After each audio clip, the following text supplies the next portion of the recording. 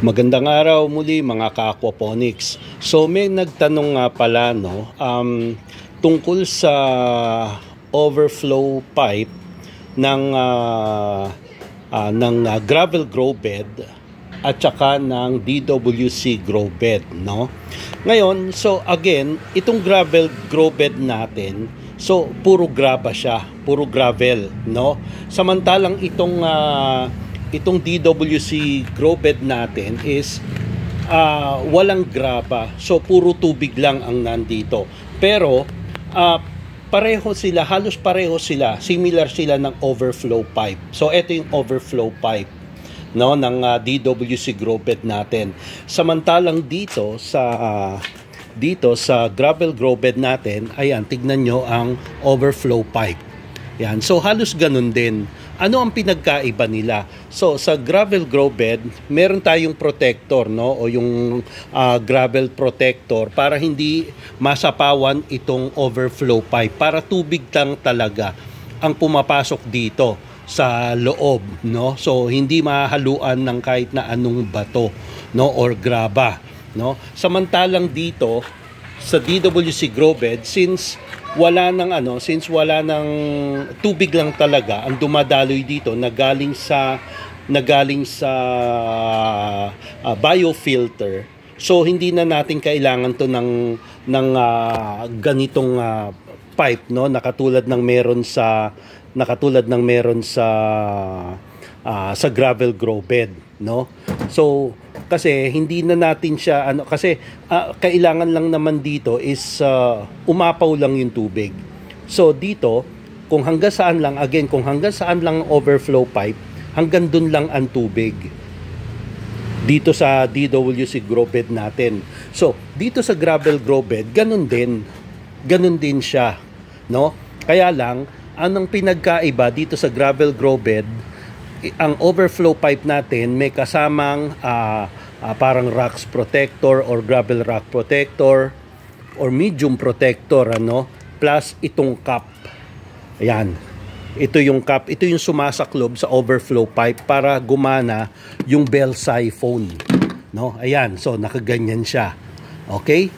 And then also sa ilalim nitong overflow pipe o yung tipong nagko-connect dito sa is yung nagko-connect para makalabas yung tubig dito sa gravel rock natin, na pag umapaw yung tubig, doon dadalo yung tubig, is itong tinatawag na direct elbow. So male and female pa rin, no?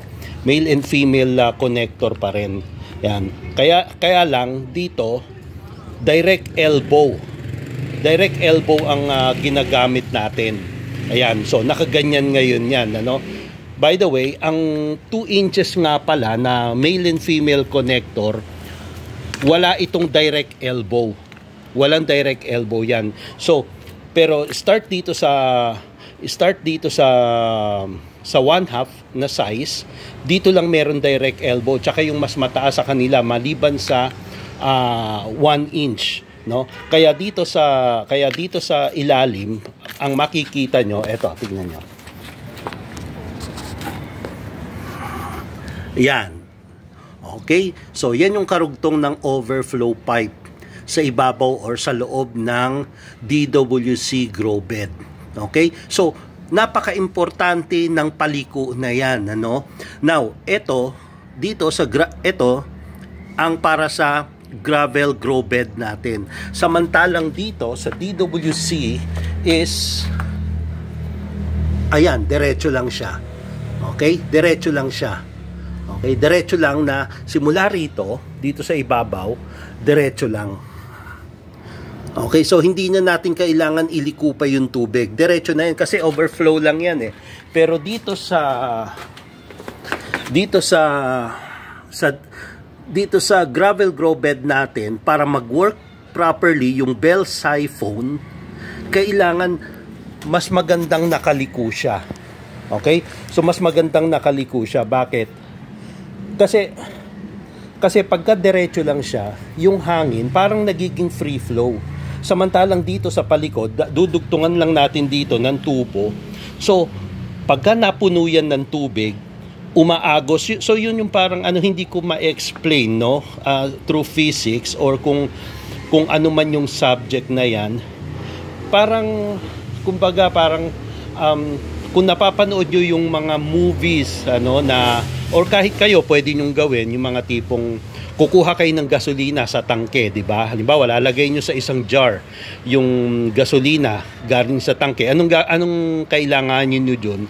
Ano ang kailanganin nyo para magawa yun? Of course, number one, kailangan nyo ng parang ano tawag dun sa malambot na tube, parang hose, no? Tapos sisip-sipin nyo. Pag sip-sip nyo yun, kailangan lang mas para dumalo yung tubig o umakyat yung tubig o yung gasolina papunta dun sa tube, sa plastic tube, papunta doon sa kabilang lagayan ng gasolina, kailangan lang mas mababa yung paglalagyan o yung kung saan dedirekta yung gasolina na yon. So, ganun din dito, no? Ganun din dito, no? Once na alam niyang ang babagsakan is pababa. So, tapos mas mahaba yung tatakbuhan niya ng tubig, mas magwo-work yung bell siphon.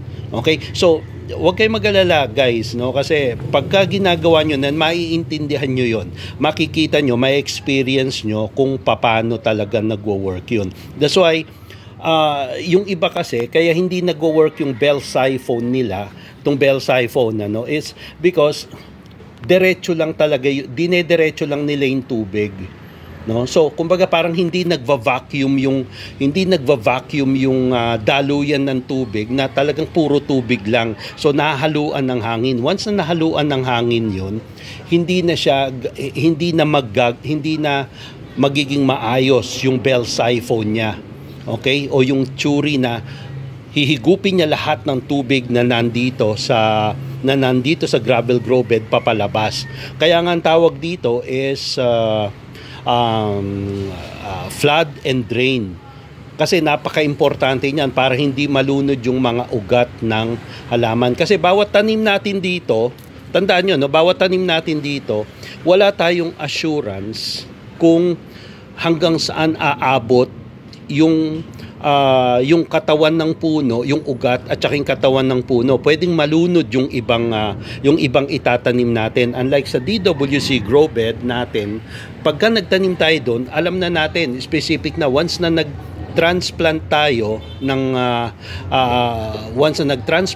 mga seedlings papunta sa DWC grow bed o sa net pots, then sa DWC grow bed, tapos naka-float pa siya, alam na natin kung hanggang saan inaabot yung ugat. Okay? So hindi nalulunod yung ugat doon, kundi nakasawsaw lang talaga. Dito sa gravel grow bed natin, talagang makikita na talagang kailangan is nagfo-flood and drain siya. Otherwise, yung iba baka nalulunod na, no? Pagka nag-overflow lang yung tubig, tapos stagnant, hindi stagnant pero yung level is stagnant lang or nakapirmis lang yung level, pwedeng nalulunod yung ibang halaman. Kasi hindi lang yung ugat nila nakalubog, pati yung katawan, yung iba pwedeng lumubog din. Kaya it's very important na mag-work ang bell siphon dito sa gravel grow bed natin. So again, tandaan nyo kaya yun din ang dahilan kung bakit ang sump tank natin is nandito sa ilalim ng DWC grow bed. At inilayo ko itong gravel grow bed para yung takbuhan ng tubig. Kasi ito yung isang tubo. Ito yung isang tubo na galing dito doon sa bell siphon na yan, ano? Tapos ito namang isa, dalawa yan, 1, 2, ito namang isa dito galing. Kasi sabi ko nga, di ba, diniscuss ko nga na dalawa ang bell siphon ko. Once na malfunction yung isa, meron pa tayong isa, no? So hindi mauubos ang tubig natin dito, kasi pwedeng maubos ang tubig natin, no? Naranasan ko na yan before, no, na nagmalfunction. Hindi ko alam kung bakit nagmalfunction. So lahat ng hindi lumalabas sa tubo, pero dito umabot. So napuno ito, umabot dito sa surface. yung tubig natin. So pag yun ang nangyari, tas nangyari pa sa gabi habang natutulog tayo, ubos ang tubig natin kinaumagahan. Okay? So that's why oo nga pala, isa pa no is the more na maliit, the more na 1/2 ang gagamitin natin dito sa overflow pipe ng bell siphon natin, is the more na maganda kasi mas hindi makakapasok yung hangin, no? Kasi maliit siya, mas makipot yung 1/2 inch, no? Pero pag gumamit tayo ng mga 1 inch, so medyo malaki na siya, no? Pero sa 1/2 is tamang-tama lang siya para mag-vacuum yung tubig at yung pipe pala, para mag-vacuum yung pipe at puro tubig lang talaga ang dadaloy doon, hindi mahaluan ng hangin. Okay? So dito kasi sa DWC overflow pipe natin dito sa ilalim, nakita nyo maigsi lang, di ba?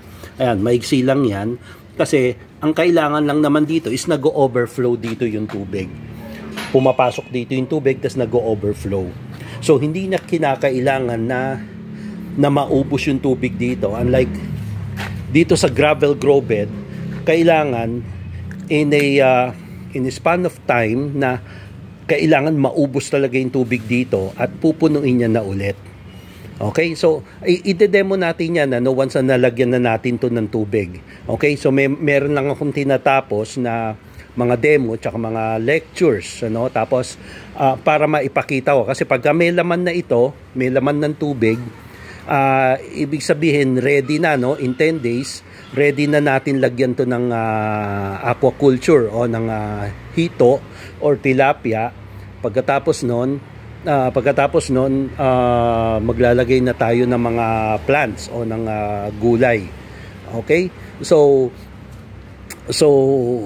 yun lang muna, no? So I hope na intindihan nyo, pero huwag kayong mag-alala, no? Kasi pagka may tubig na to, ide-demo ko pa rin sa inyo kung ano yung nangyayari dito sa gravel grow beds natin at sa DWC grow beds natin. Kung paanong pumapasok at lumalabas yung tubig. Okay? So, yun lang mga ka-aquaponics, no? So, again, subaybay pa rin tayo dito sa ating Facebook page, Aquaponics Quezon City.